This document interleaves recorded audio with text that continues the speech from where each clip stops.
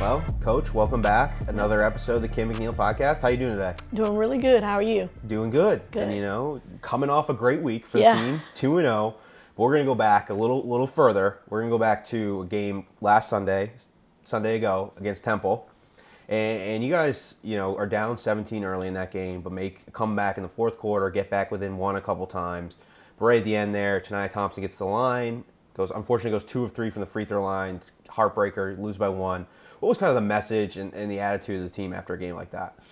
Well, I came in at halftime and I got on them pretty hard. Mm-hmm. I preach to them all the time, like, we're not coaching effort. Mm-hmm. And I felt that second quarter, I think it was our quarter that we had a single-digit quarter. Mm-hmm. We've been doing that prior to us winning these two games, but got on them pretty hard at halftime, and they came out and responded.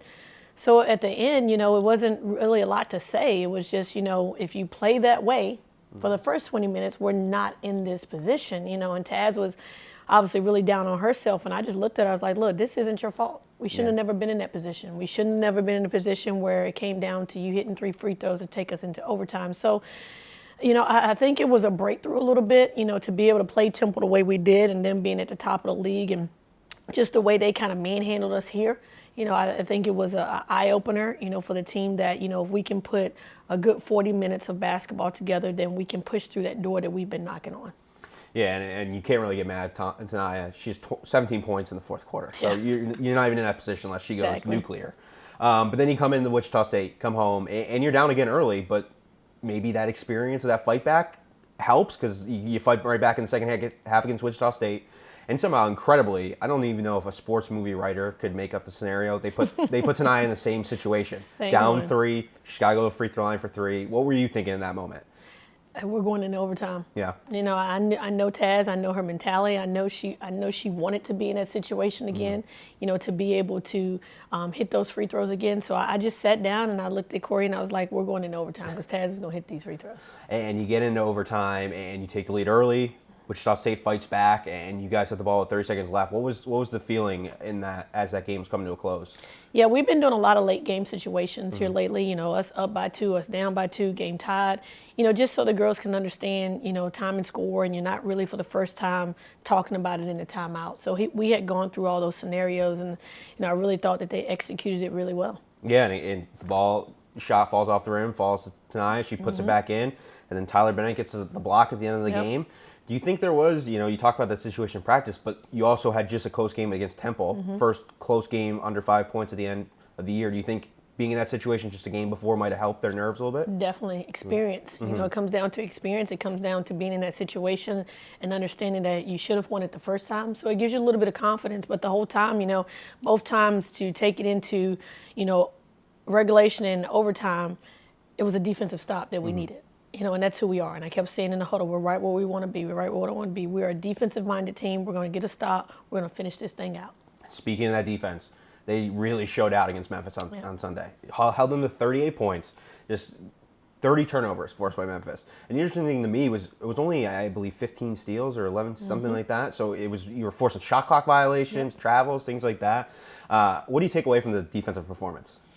Yeah, I think it's just continuing to build confidence. I think having Sania Johnson back in the top of our press, in the top of our matchup, she's really doing a good job there. And, I said when she got back, we were down on numbers for a while, Pat, only having 3 and 4 guards. So it was really hard for us to press.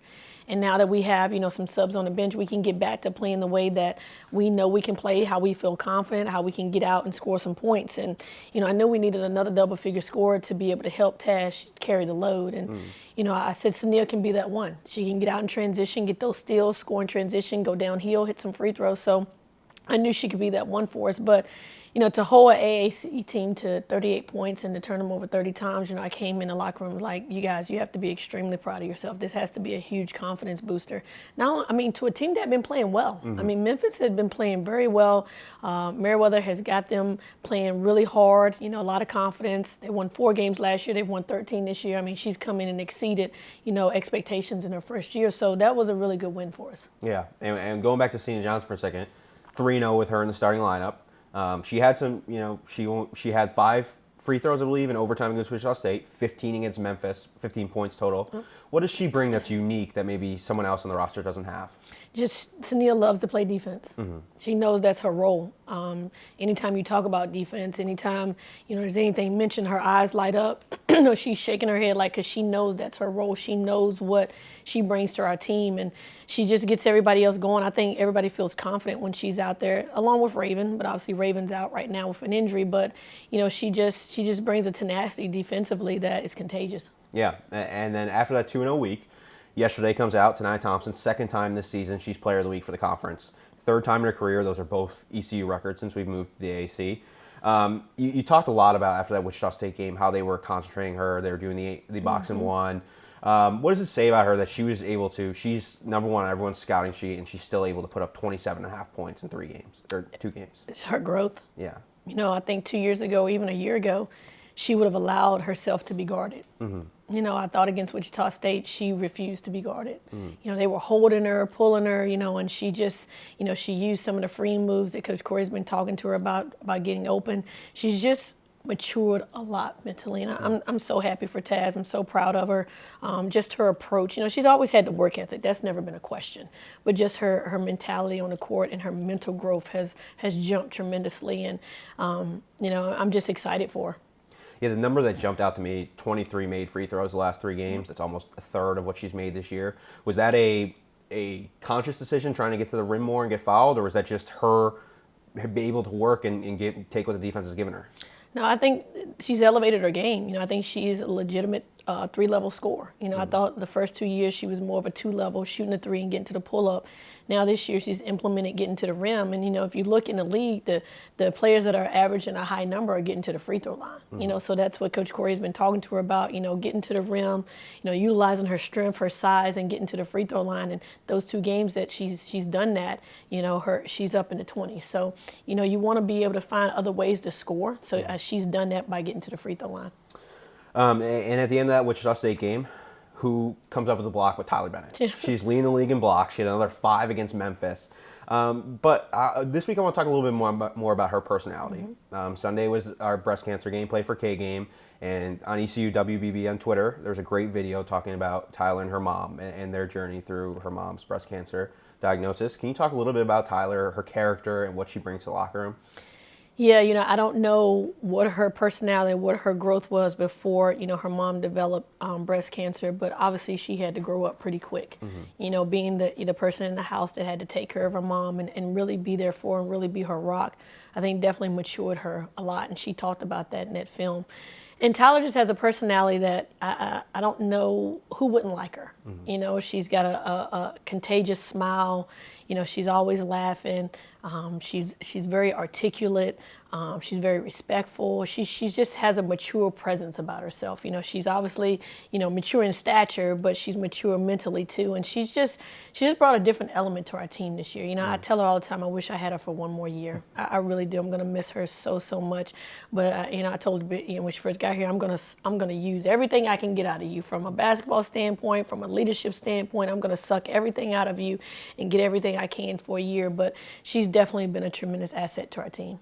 And she seems to be rubbing off on a freshman, Isis Adams. Mm-hmm. She comes in the starting lineup against Temple, so 3 games now, and she had 10 blocks in that span. What has, I've heard the term, post players sometimes come in, the game's a little too fast for them. Mm-hmm. They're trying to figure out, has the game slowed down for her? Is it, something where she's just kind of in the right place and right time, things like that? I just think for freshmen, it takes time for some of them. It's a whole new system. Our defensive system's not easy. We're blue collar. We play really, really hard. And sometimes in high school, you think you're playing hard, and then you get to the next level, and you still think you're playing hard, but you're really not. So I think it's starting to click for Isis. Mm-hmm. Not a lot of freshmen are as patient. They want it right away, and when they don't get it, they try to go somewhere else to get it. But I think she's been patient, and has really figured out the system and understands where she can help us. And I think the game has slowed down for her, but I think she's just figured it out and figured out our system and has kept working and working. Gotcha.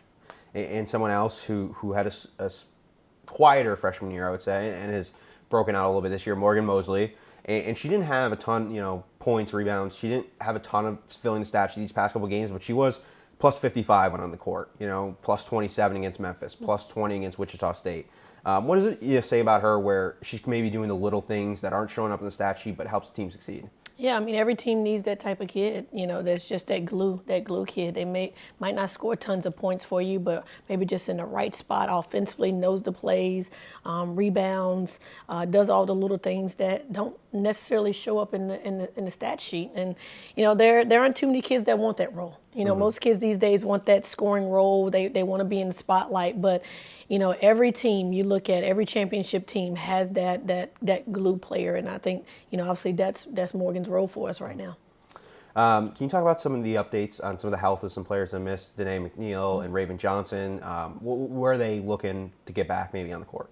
Yeah, we're day to day with both of them. And not trying to rush them, don't want them to re-injure themselves. Obviously Raven has kind of gone in and out with her thumb, and this time we decided, to keep her out a little bit longer and try to get it a little bit more healed up, so that she can finish out her senior year, her 6th year.